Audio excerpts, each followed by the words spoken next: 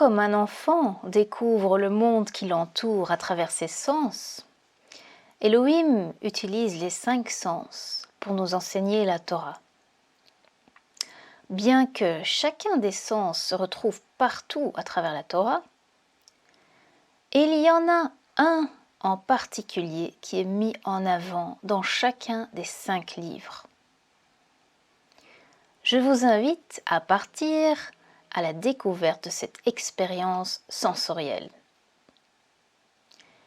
On commence par le livre de la Genèse, qui très tôt nous parle de la vue, puisque lors de la création, la Torah nous répète à plusieurs reprises « Elohim vit que c'était bon ». Tout commence bien. Malheureusement, c'est la vue qui va jouer un rôle déterminant dans la tentation au jardin d'Éden, car Chava voit que l'arbre est bien à manger, appétissant pour les yeux.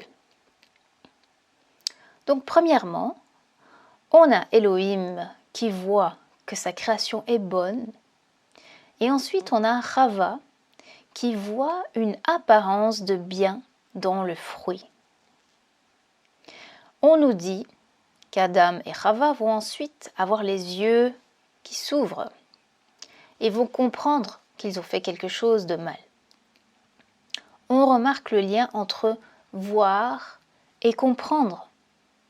Résultat, ils ont peur et ils se cachent de la vue d'Elohim. Suite à leur faute, ils vont être bannis du jardin et ne pourront plus voir Elohim. Quelques générations plus tard, Noach trouve grâce aux yeux de l'Éternel.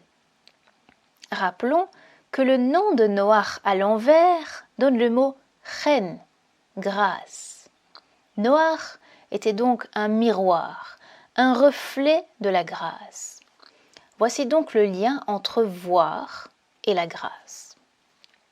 Plus tard, Elohim va inviter Abraham à lever les yeux vers le ciel et contempler les étoiles qui représentent sa future descendance, ainsi que le pays qu'il recevra en héritage.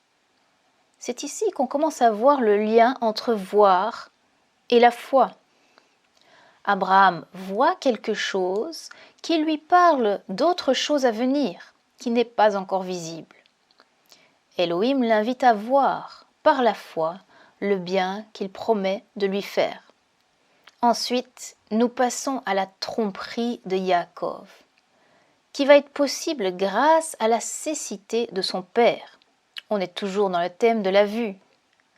Cette tromperie va lui valoir l'animosité de son frère Esav, dont il espère plus tard voir les faces, c'est-à-dire trouver grâce à ses yeux. Ici encore, nous voyons, comme pour Noach, le lien entre voir et la grâce. Voir permet à celui qui voit de décider « je l'aime » ou « je ne l'aime pas ». Elohim aime sa création. Chava aime le fruit. Elohim aime Noach. Abraham aime les promesses qu'Elohim lui fait et s'y attache. Yaakov a peur de revoir Esav car celui-ci le déteste. Et on continue avec Yosef, qui reçoit une tunique très distinctive, une identité visuelle qui le rend détestable aux yeux de ses frères.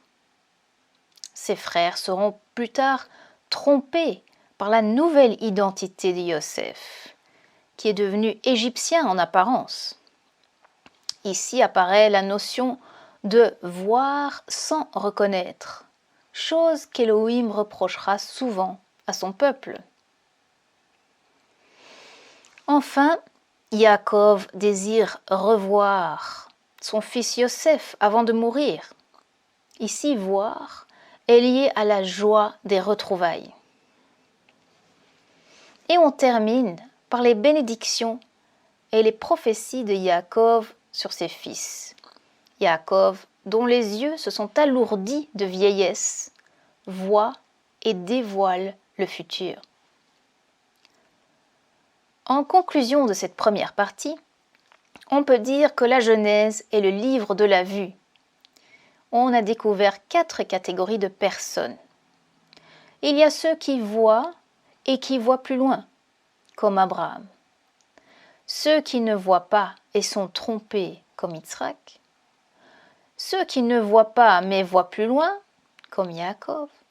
Et ceux qui voient sans voir, mais dont les yeux s'ouvriront un jour, comme les frères de Yosef, qui ne l'ont pas reconnu.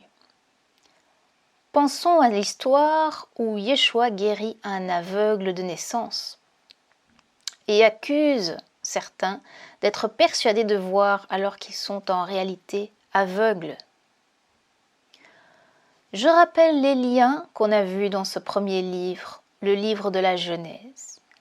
Voir et comprendre. Voir sans comprendre. Voir et avoir la foi. Voir et trouver grâce. Voir et aimer. Voir et détester. Voir et se réjouir. Voir et prophétiser. Je vous laisse méditer sur cela et vous dis à bientôt pour la suite.